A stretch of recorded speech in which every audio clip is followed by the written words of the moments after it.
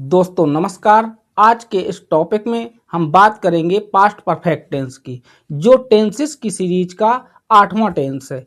तो चलिए बिना देरी किए हुए इस टेंस को बारीकी से समझते हैं। सबसे पहले हम इसका नाम देखेंगे। तो टेंस का नाम है पास्ट परफेक्ट टेंस और इसकी पहचान है, इस टेंस के वाक्यों से यह पता चलता है कि कार्य भूतकाल में पूर्णतः समाप्त हो चुका था, अर्थात बीते हुए समय में काम पूरी तरह से समाप्त हो चुका था। इसमें बहुधा भूतकाल में दो कार्यों का समाप्त होना पाया जाता है। ये ऐसा टेंस है जिसमें दो कार्य दिए होते हैं और दोनों कार्य भूतकाल में समाप्त हो जाते हैं। हिंदी वाक्यों की क्रियाओं के अंत में चुका था, चुकी थी, चुके थे, या था, ई थी, ये थे आदि शब्द आते हैं। तो ये इसकी मेन पहचान है। चुका था, चुकी थी, चुके थे, या था, ये थी या फिर ये थे। अगर ये शब्द कहीं देखने को मिल जाए तो हम जान जाएंगे कि पास्ट परफेक्ट टेंस है। अब हम इस टेंस को स्टेप बाय स्टेप समझते हैं। सबसे पहले अफर्मेटिव पार्ट, इसका अफर्मेटिव सेंटेंस का जो पहला रूल है, तो पहला रूल क्या है? जिन वाक्यों में केवल एक ही क्रिया दी हो, अर्थात केवल एक कार्य का समाप्त होना पाया जाए, तो उसमें सबसे पहले सब्जेक्ट लिखते हैं और सभी सब्जेक्ट्स के साथ, चाहे वो सिंगुलर हो, चाहे प्लूरल हो, चाहे फर्स्ट पर्सन के प्रोनाउन हो या सेकेंड पर्सन के प्रोनाउन हो या फिर थर्ड पर्सन के प्रोनाउन हो, सबके साथ हम हैड का यूज करते हैं। और फिर उसके बाद मेन वर्ब की थर्ड फॉर्म लिखी जाती है, फिर ऑब्जेक्ट व अन्य शब्द आते हैं। तो इसके लिए स्ट्रक्चर लिखा हुआ है। सबसे पहले नंबर 1 पर सब्जेक्ट, उसके बाद आएगा हैड। कोई भी सब्जेक्ट हो सबके साथ हैड लगाना है, और वर्ब की थर्ड फॉर्म, फिर ऑब्जेक्ट आ जाएगा और फिर अदर वर्ड, जो अन्य शब्द दिए होंगे उनकी अंग्रेजी बना देंगे।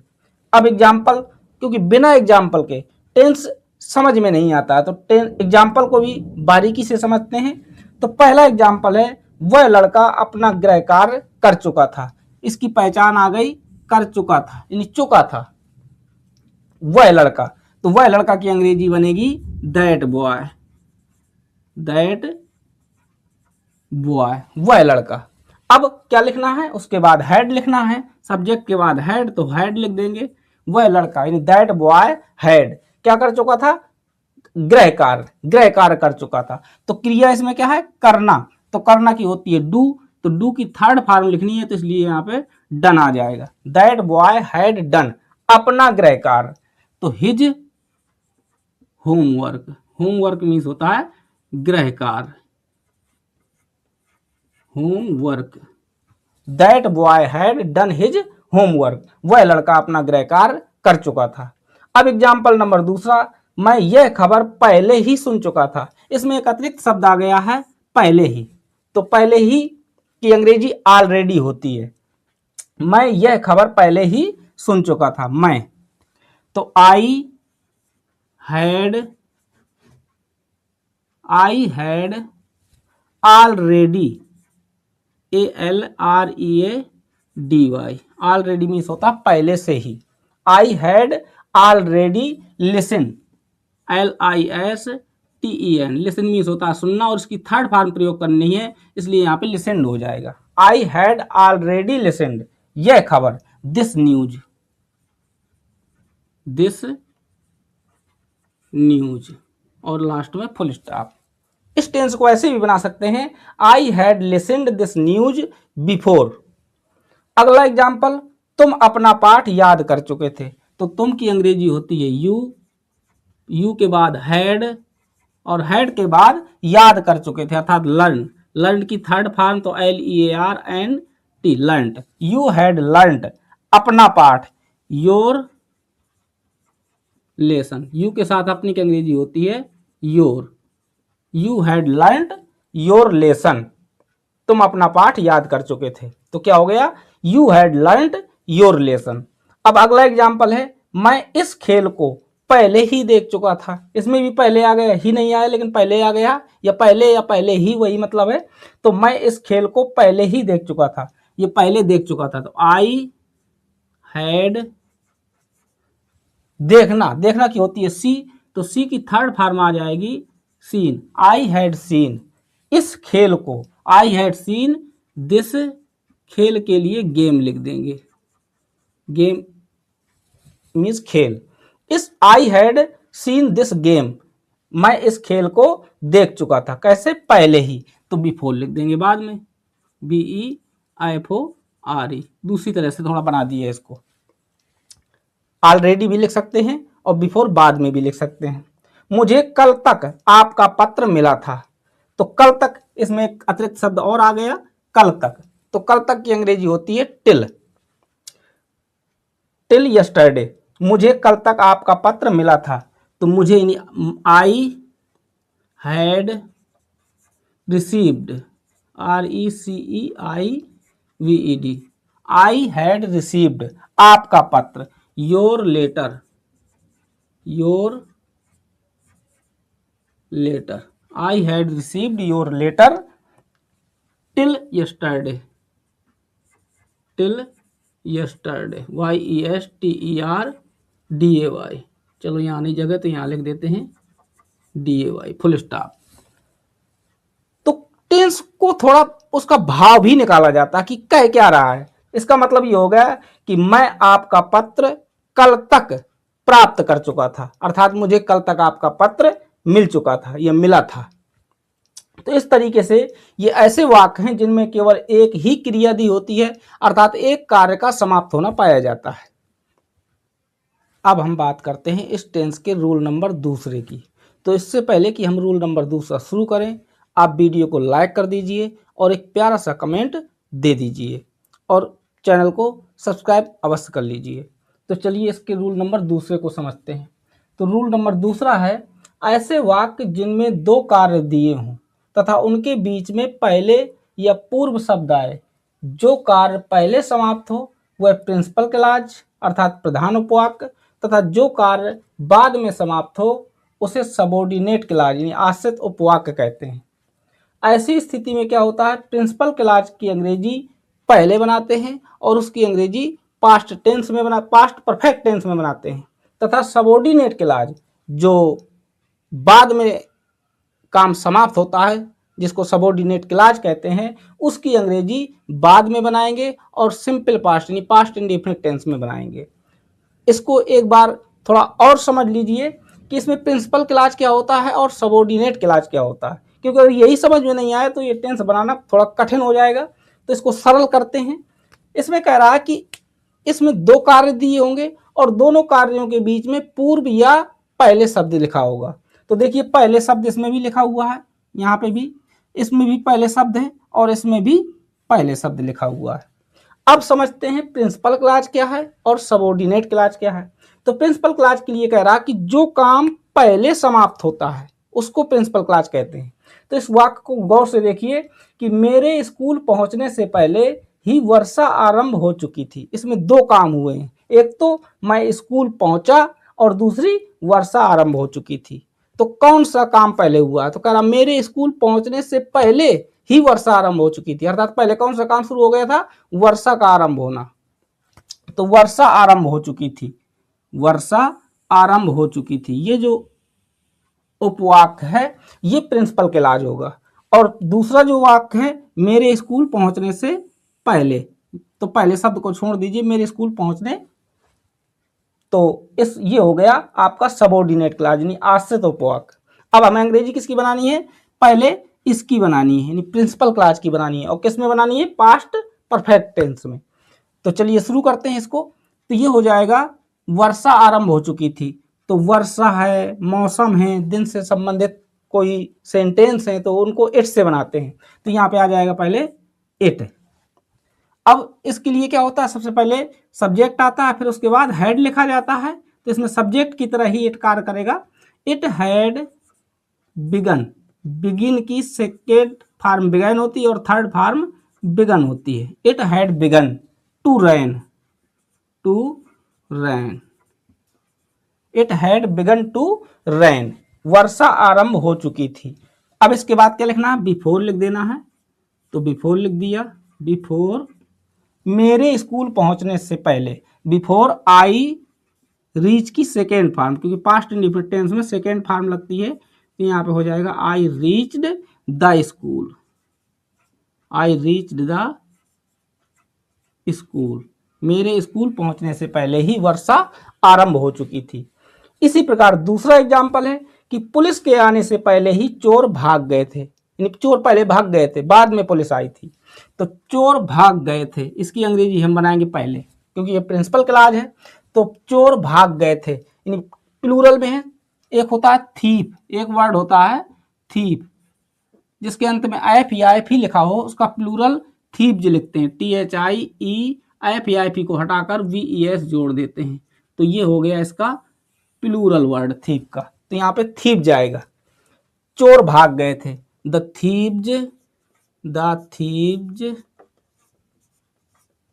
हैड रन अवे, चोर भाग गए थे।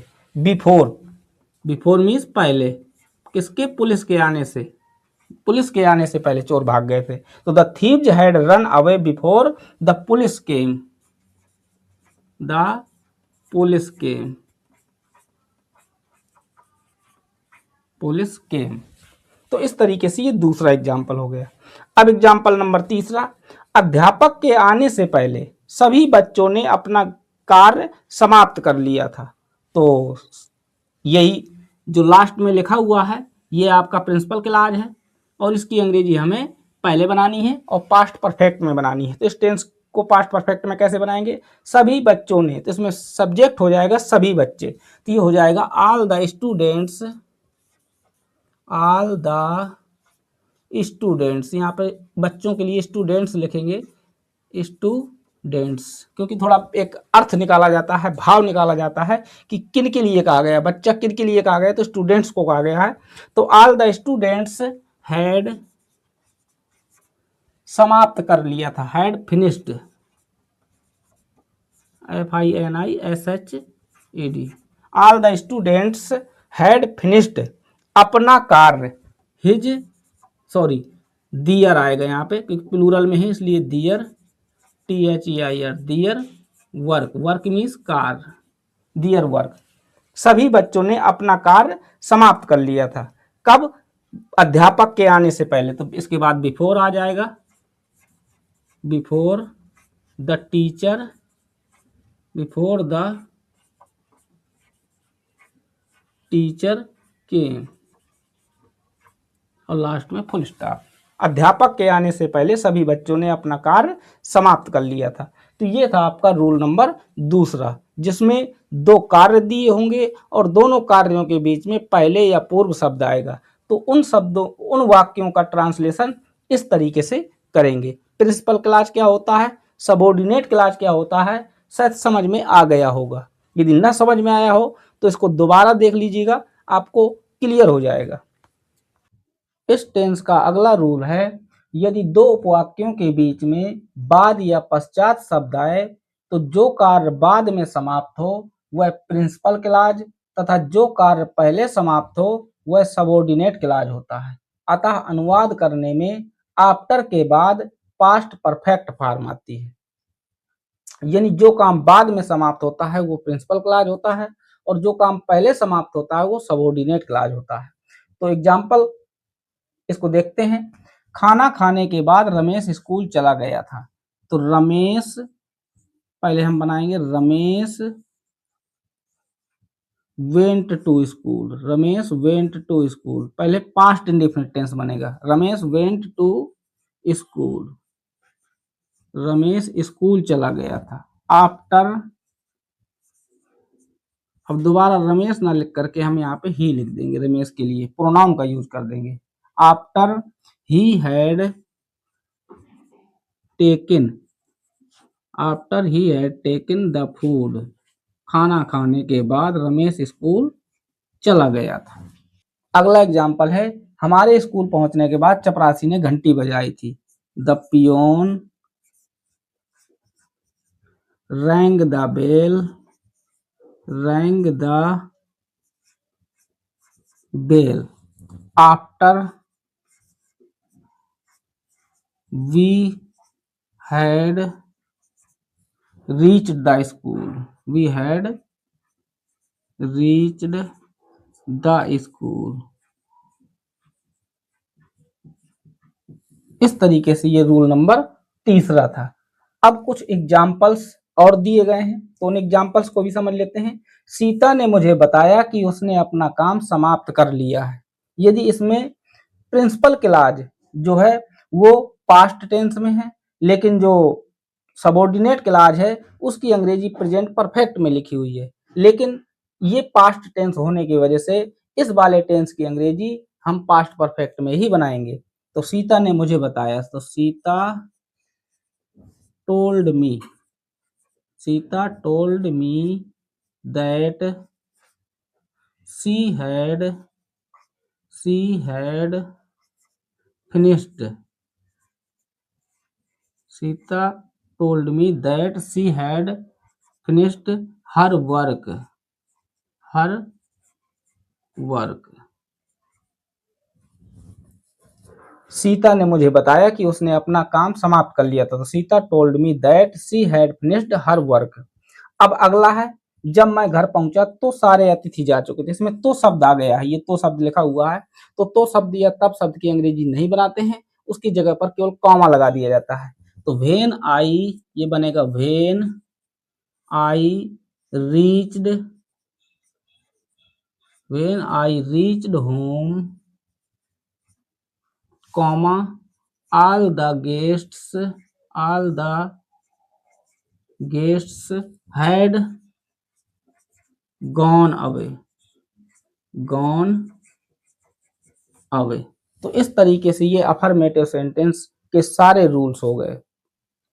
अब हम बात करते हैं इसके नेगेटिव सेंटेंस की। तो नेगेटिव सेंटेंस में क्या होता है कि नेगेटिव सेंटेंसेस में हेड के बाद नॉट शब्द आता है तथा शेष अफर्मेटिव सेंटेंस की तरह रहता है। मतलब इसमें सबसे पहले सब्जेक्ट लिखेंगे, उसके बाद हेड आएगा, हेड के बाद नॉट आएगा और नॉट के बाद वर्ब की थर्ड फॉर्म आएगी, फिर ऑब्जेक्ट और अदर वर्ड आएंगे। तो पहला एग्जांपल है, तुमने खाना नहीं खाया था। तो तुमने की अंग्रेजी हो जाएगी यू। अब उसके बाद लगाना है हमें हैड, हैड के बाद not, you had not eaten the food, you had not eaten the food, तुमने खाना नहीं खाया था। अगला एग्जांपल है, डॉक्टर के आने से पहले रोगी ने दवा नहीं ली थी। तो इसमें दो कार्य दिए गए हैं। पहले सेंटेंस जिसमें पहले शब्द होता है वो वाला सेंटेंस है, तो ये प्रिंसिपल क्लॉज है, रोगी ने दवा नहीं ली थी, तो ये बनेगा the patient, the patient PATIENT, patient की स्पेलिंग होती है PATIENT, the patient had not taken, take की third form taken, the patient had not taken medicine, MEDICINE, medicine, doctor के आने से पहले, before the doctor, before the doctor केम। तो इस तरीके से ये आपका नेगेटिव सेंटेंस था। अब इसके बाद बारी आती है इंट्रोगेटिव सेंटेंसेस की। तो इंट्रोगेटिव सेंटेंसेस में 5 रूल होते हैं। उन 5 रूल्स में से जो पहला रूल है यह है कि यदि हिंदी वाक्य क्या शब्द से शुरू हो, यदि हिंदी वाक्य क्या शब्द से शुरू हो तो सबसे पहले हैड, फिर सब्जेक्ट और फिर वर्ब की थर्ड फॉर्म आती है। तो एग्जाम्पल, क्या उस लड़की ने एक अच्छा गीत गाया था, ये बन जाएगा हैड, क्या से शुरू है इसलिए सबसे पहले हैड आ जाएगा, फिर इसके बाद उस लड़की तो दैट गर्ल आ जाएगी, हैड दैट गर्ल, फिर गाया था तो संग, हैड दैट गर्ल संग आ गुड सॉन्ग, गुड सॉन्ग, और लास्ट में question mark, had that girl संग आ गुड सॉन्ग, क्या उस लड़की ने एक अच्छा गीत गाया था। अगला एग्जाम्पल है, क्या तुमने या क्या तुम्हारे भाई के आने से पहले वे क्रिकेट खेल चुके थे। तो क्या वे क्रिकेट खेल चुके थे, तो had they played, had they played cricket, क्या वे क्रिकेट खेल चुके थे बिफोर मीन्स पहले, बिफोर तुम्हारे भाई, योर ब्रदर, योर ब्रदर केम, और लास्ट में question mark. Had they played cricket before your brother केम, क्या तुम्हारे भाई के आने से पहले वे क्रिकेट खेल चुके थे। क्या राजू के आने से पहले तुमने चाय पी ली थी, तो क्या तुमने चाय पी ली थी, तो हैड यू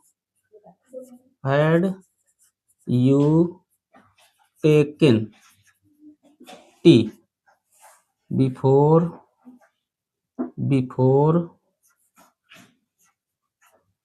राजू के,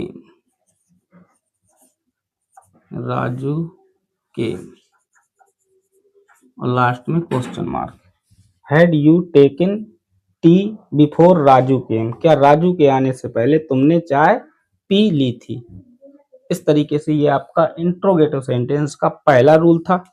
अब हम बात करते हैं रूल नंबर दूसरे की। तो रूल नंबर दूसरा है, यदि हिंदी वाक्यों के बीच में कोई क्वेश्चन वर्ड आए तो सबसे पहले उसी शब्द की अंग्रेजी बनाते हैं, उसके बाद हैड, फिर सब्जेक्ट और फिर वर्ब की थर्ड फॉर्म आती है। एग्जाम्पल है, उसने नई कार कब खरीदी थी, तो पहले क्वेश्चन वर्ड कब की अंग्रेजी व्हेन, इसके बाद आ जाएगा हैड, फिर ही या सी, व्हेन हैड ही या she bought, BOUGHT bought a new car, question mark last में। समय से पहले चपरासी ने घंटी क्यों बजाई थी, समय से पहले चपरासी ने घंटी क्यों बजाई थी, तो क्यों, पहले क्यों की अंग्रेजी बनेगी नी भाई, फिर इसके बाद आ जाएगा had the peon, why had the peon rang the bell before the, चपरासी ने घंटी क्यों बजाई थी, why had the peon rang the bell before time, समय से पहले चपरासी ने घंटी क्यों बजाई थी। अगला रूल है, यदि question word who he subject का कार्य करे तो उस वाक्य को असर्टिव सेंटेंस की तरह बनाते हैं। एग्जाम्पल जैसे तुम्हारी किताब किसने चुराई थी, तो पहले क्वेश्चन वर्ड यानी हु जो सब्जेक्ट का कार्य कर रहा है हु, इसके बाद आ जाएगा had stolen, who had stolen, verb की third form, who had stolen your book, तुम्हारी किताब, who had stolen your book, तुम्हारी किताब किसने चुराई थी। अगला है, हमारे यहाँ आने से पहले यह प्रोजेक्ट किसने बनाया था, तो किसने बनाया था, तो who had made, made means बनाया, who had made this project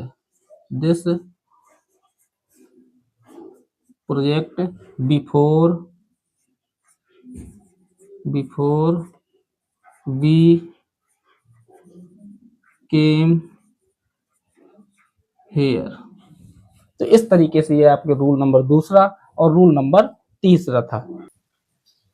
अब हम बात करते हैं इसके रूल नंबर चौथे की। तो रूल नंबर चौथा है हाउ मच, हाउ मैनी, विच और हुज के साथ रिलेटेड नाउन्स भी आते हैं। अर्थात ये चार वर्ड ऐसे होते हैं कि उनके साथ उनसे रिलेटेड नाउन्स भी आ जाते हैं। जैसे डॉक्टर के आने से पहले कितने रोगी मर गए थे, तो कितने रोगी एक साथ अंग्रेजी बनेगी, तो कितने रोगी की बनेगी हाउ मैनी, किनको रोगियों को हम गिन सकते हैं, तो how many patients had died, how many patients had died before the doctor came,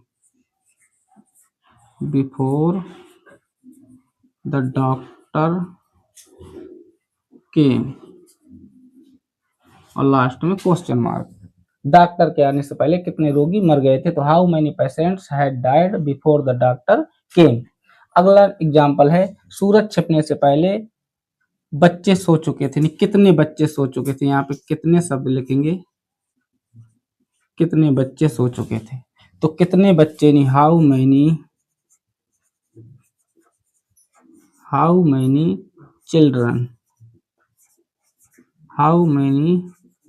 children had slept, how many children had slept, slept, before the sun set, before the sun set, और last में question mark. अब last rule है, इस rule में क्या होता है कि इंट्रोगेटिव नेगेटिव सेंटेंस यदि हो तो उसमें सब्जेक्ट के बाद नॉट आता है। कोई भी सेंटेंस हो जो इंट्रोगेटिव हो और नकारात्मक भी हो तो उसमें सब्जेक्ट के बाद ही नॉट लगाते हैं। क्या तुमने पतंगे नहीं खरीदी थी, तो क्या से शुरू होने वाला वाक्य है तो पहले हैड आएगा, हैड यू के बाद नॉट लग जाएगा क्योंकि सब्जेक्ट के बाद नॉट लगाना। तो हैड यू नॉट, खरीदना की bought, BOUGHT, had you not bought the kites, और लास्ट में question mark, had you not bought the kites, क्या तुमने पतंगे नहीं खरीदी थी। अब लास्ट एग्जांपल है, सूर्य छिपने से पहले तुमने खाना क्यों नहीं बनाया था, सूर्य छिपने से पहले तुमने खाना क्यों नहीं बनाया था। तो ये हो जाएगा why had you not, why had you not made food, तुमने खाना क्यों नहीं बनाया था सूर्य छिपने से पहले, तो before the sunset, before the sun set, और लास्ट में क्वेश्चन मार्क आ जाएगा। तो इस तरीके से ये आपका पूरा पास्ट परफेक्ट टेंस कंप्लीट हो गया।